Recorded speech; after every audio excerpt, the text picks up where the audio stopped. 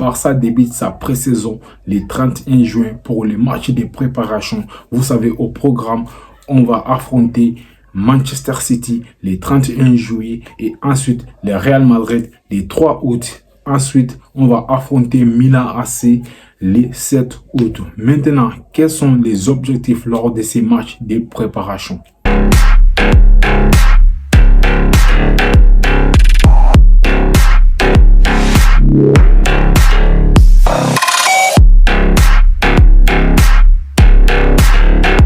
Bonsoir à tous, j'espère que tout va pour le mieux pour vous. De mon côté, ça va très bien. Tous ceux qui ne sont pas encore abonnés à la chaîne Soccer Time, abonnez-vous s'il vous plaît et activez la cloche de notification pour ne rater aucune de mes vidéos. Et merci beaucoup à tous ceux qui sont déjà abonnés et merci beaucoup à tous ceux qui s'abonnent. Vous êtes vraiment les meilleurs. La Liga s'approche à très grands pas et on est seulement à 3 semaines du début de la compétition. Et pour les matchs de préparation, vous savez, chaque année, il y a les matchs amicaux par-ci, par-là. Des fois, les équipes voyagent aux États-Unis. On affronte le Real Madrid chaque début de la saison. Là, cette fois-ci, on a au programme le Real Madrid, le Manchester City et aussi le Milan AC. Maintenant, quels sont les objectifs lors de ces matchs de préparation? L'objectif numéro 1 lors de ces matchs de préparation, c'est d'abord les systèmes. Il est très important de connaître les systèmes dans lesquels Hansi Flick va évoluer. Cette fois-ci, on a amené quand même un coach qui est capable de nous donner un autre style de jeu.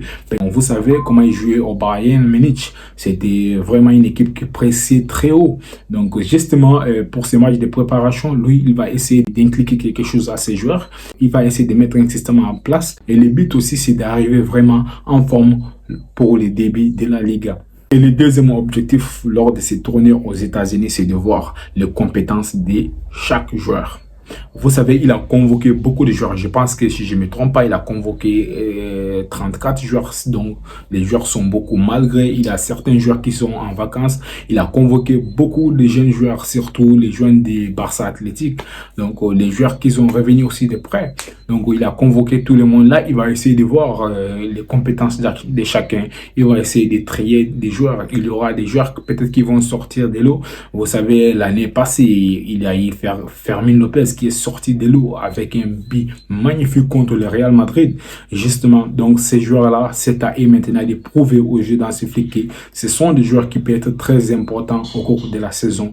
Je pense à Marc Casado, je pense à Marc Bernal, je pense aussi à Tony Fernandez, je pense aussi à Mickaël Faye. Donc tous ces joueurs-là, donc ils auront maintenant la chance de prouver au coach que ce sont des joueurs qui méritent d'être aussi dans l'équipe première. Parce que vous savez, si la saison commence, ça va être très compliqué. Il y aura beaucoup d'intensité dans les matchs. Ça va être très difficile de vouloir intégrer les jeunes. Donc, avec des matchs comme ça va permettre au coach de connaître les joueurs, permettre au coach de connaître la capacité de chaque joueur. Ça va permettre aussi au coach de connaître quels sont les joueurs qui seront utiles pour l'équipe première, les joueurs qui seront capables d'accompagner l'équipe tout au long de la saison. Et le troisième objectif, c'est tester les joueurs qui sont revenir de près au nom de Pablo Torre, et Julian Araujo, Alex Valle et Ansu Fati. Et malheureusement, je suis vraiment déçu du prêt d'Ansu Fati. Je me disais que oui, s'il part à Brighton là-bas, il va briller, il va revenir avec la force, mais ça a été très compliqué à Brighton. Il n'a pas joué tout au long de la saison. Il est rentré dans les matchs par-ci, par-là, mais c'était pas du tout flamboyant. C'était compliqué pour lui. Donc, même Désiré lui-même, il était déçu d'Ansu Fati. Donc, avec son nonchalance, donc ça a été très compliqué, disons. Et là, maintenant, il avait très bien commencé les entraînements. Il s'est blessé, du coup, ça va être très compliqué. Je vous ai dit dans ma vidéo précédente, ça va être très compliqué pour Ansu Fati. Et concernant Julian Araujo, il a fait quand même un très bon prêt avec Las Palmas. Ça a marché, il était très bon à Las Palmas. Je n'ai pas regardé tous les matchs de Las Palmas, mais j'ai quand même regardé quelques matchs, surtout les matchs contre le Real Madrid. Il avait en face Vinicius Junior, où il a pocket Vinicius Junior. Il a mis Vinicius Junior dans sa poche. Il était très bon ces jours-là. Et de l'autre côté, il a un latéral encore, Alex Valle. Latéral gauche, c'est très bon joueur. C'est vous ai dit lors de ma vidéo précédente, je vous ai dit que ce joueur-là, il a quelque chose en lui. Il a quelque chose de plus en lui. C'est un joueur qui peut mettre Baldé en difficulté, je vous dis. Là, Baldé doit élever les niveaux s'il ne veut pas voir un autre joueur prendre sa place parce que Alex Vaillé, offensivement, défensivement, il est très équilibré, il est très bon.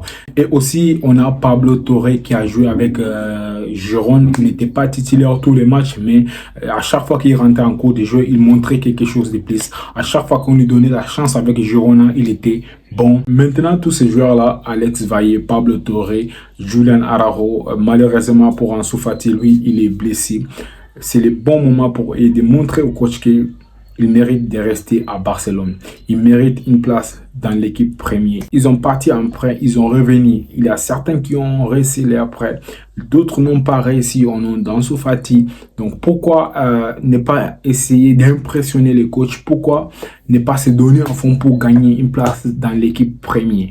Et le quatrième et dernier objectif, c'est justement voir la progression physique de chaque joueur. Et ça, c'est un point très important. Vous savez, la saison passée, on se faisait bouffer physiquement. À chaque fois qu'on jouait un match à haute intensité, on se faisait bouffer physiquement. On se rappelle des classiques où on joue des très bons matchs contre le Real Madrid.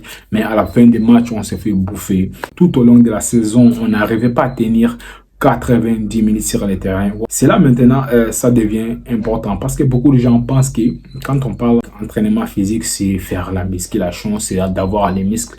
Non, c'est justement pouvoir tenir 90 minutes, 120 minutes à très haute intensité sur le terrain.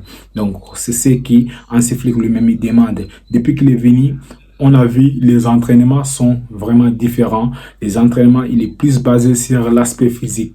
Parce que pour lui, c'est très important dans son système de jeu. Je rappelle, le Bayern Munich jouait avec une très haute intensité. Les pressing très haut, les contre-pressing, c'était juste incroyable. C'est très important pour Hansi Flick que ces joueurs soient physiquement prêts pour jouer les matchs à très haute intensité, jouer 90 minutes à très haute intensité. Il veut voir l'équipe évoluer physiquement. C'est très important dans son système de jeu. Donc, ce sont les objectifs lors de ces matchs de préparation. Beaucoup de gens pensent que non, il faut gagner ces matchs à tout prix. Pourtant, c'est pas ça l'objectif. Vous avez vu Manchester City qui a une très bonne équipe, mais ils ont perdu tous leurs des matchs de préparation. La fois dernière, ils ont joué contre Celtic, ils ont perdu. Hier aussi, dans la nuit, ils ont joué contre AC Milan, ils ont perdu. Le but, ce n'est pas de gagner les matchs, mais c'est justement de se préparer physiquement. Et justement être prêt pour les premiers matchs de la Liga à l'extérieur contre Valence. Vous savez comment Valence nous fait de la misère quand on joue ce jeu là-bas. Donc les gars, c'était tout pour aujourd'hui. N'hésitez pas de me dire en commentaire votre avis par rapport à ces 3 matchs. Real Madrid, Manchester City et aussi Milan AC. Donc les gars, on se retrouve à très bientôt.